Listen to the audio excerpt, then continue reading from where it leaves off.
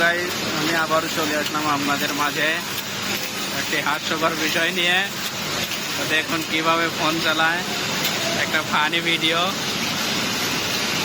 এই চ্যাংড়া শুধু হাসে আর খেলে। এ দেখুন, দেখছেন পক পক দেয়।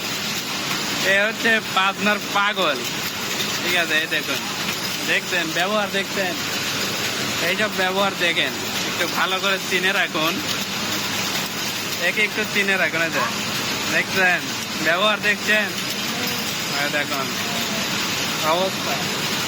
বাংলাদেশে মানে এদের জন্য বাসই করা যায় না, একটা নষ্ট।